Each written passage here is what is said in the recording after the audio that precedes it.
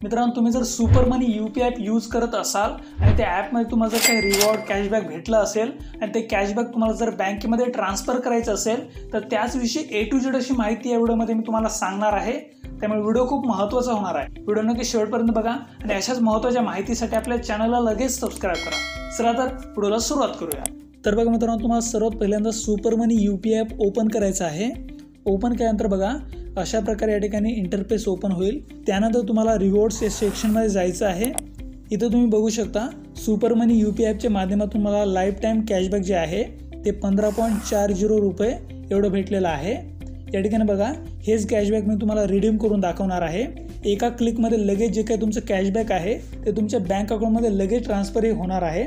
यासाठी आपल्याला या ठिकाणी खाली स्वाईप टू रिडीम यावर क्लिक करायचं आहे। हा जो ॲरो आहे त्याला इकडे उजव्या बाजूला स्वाईप करायचा आहे। अशा प्रकारे स्वाईप केलं की लगेचच हे जे नवीन पेज आहे या ठिकाणी ओपन होईल। या ठिकाणी बघा redemption in process in HDFC bank, म्हणजे माझी जी काही HDFC बँक आहे प्रायमरी बँक, त्याच बँकेमध्ये माझं जे काही कॅशबॅक आहे त्याला ट्रान्सफर होत आहे। या ठिकाणी थोडंसं आपल्याला वेट करायचं आहे। वेट केल्यानंतर बघा अशा प्रकारे रिडेम्पशन सक्सेसफुल असा मेसेज तुमच्यासमोर येईल। मग अशा प्रकारे आपलं जे काही कॅशबॅक आहे त्याचं रिडेम्पशन या ठिकाणी सक्सेसफुल होऊन जाईल आणि डायरेक्टच बँक खात्यामध्ये देखील जी काही कॅशबॅकची अमाऊंट आहे ती पण लगेचच क्रेडिट होऊन जाईल आणि अशा प्रकारचा जो काही क्रेडिट आल्याचा मेसेज आहे तो देखील तुमच्या मोबाईलवर येऊन जाईल। त्यानंतर आपल्याला पेजमध्ये डन या बटनावर क्लिक करायचं आहे।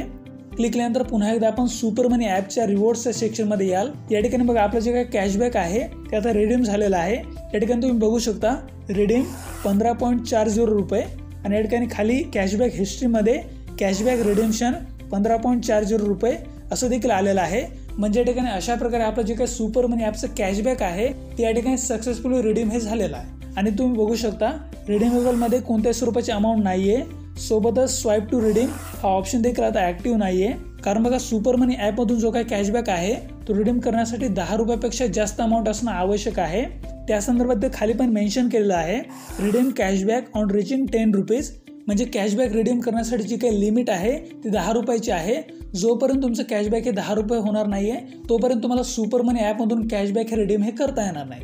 तर बघा मित्रांनो, अशा प्रकारे तुम्ही सुपर मनी UPI ॲपमधून अगदी सोप्या पद्धतीने जे काही कॅशबॅक आहे ते तुमच्या बँकेमध्ये विड्रॉ हे करू शकता।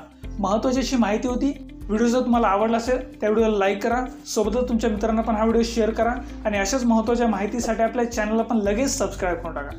धन्यवाद। जय हिंद, जय महाराष्ट्र।